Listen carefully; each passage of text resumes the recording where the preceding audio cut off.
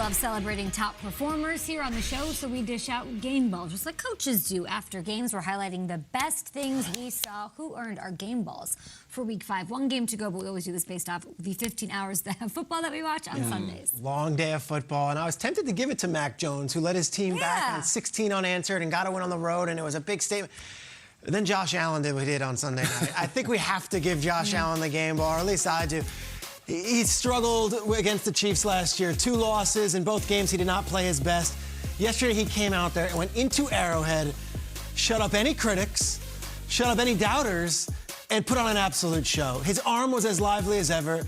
His legs were as dominant as ever. In that first drive, he ran for the touchdown. And then there was this one here. You want to stop me? Hey, whoop! And then gets the first down.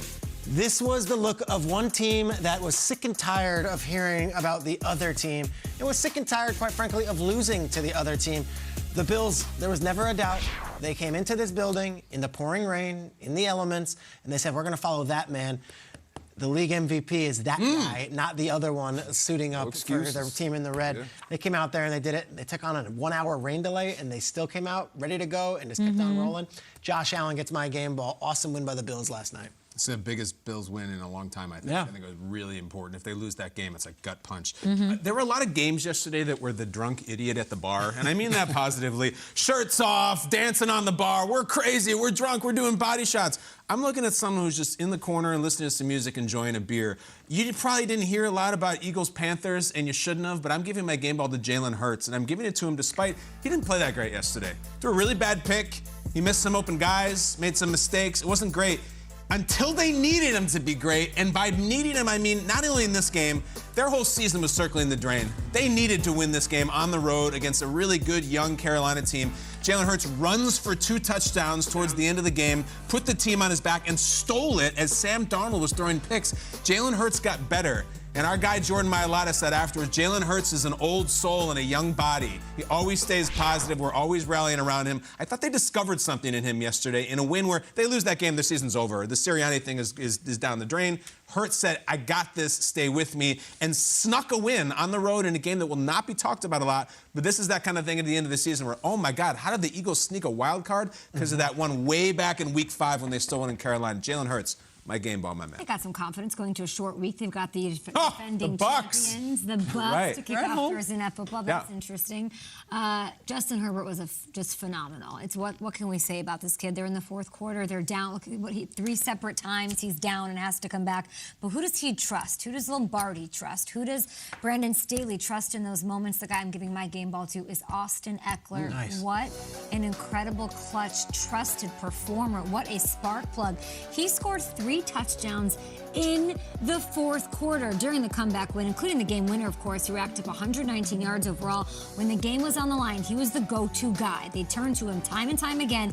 All he did was make plays. All he did was come through, even though he got, carried into the end zone. He wasn't happy about that, but it counts. He is now tied, guys, with Derrick Henry for the league lead with 7 total touchdowns on the year. He is an absolute stud and a huge part of why this offense is so exciting to watch. And he likes fantasy football, so I like it. He does.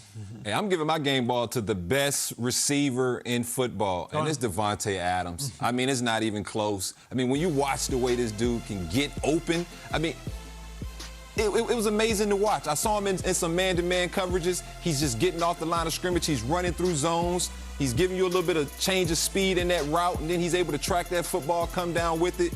I mean, Devonta Adams just keeps getting better and better, and he's about to get paid. I remember James Jones said, hey, how about $20 million? I'll be your agent. Devonta said, that's all? Guys, that's all? It's going to be a lot. It's going to be a lot for Devonta Adams. Tay, you balling out, man. Keep it up.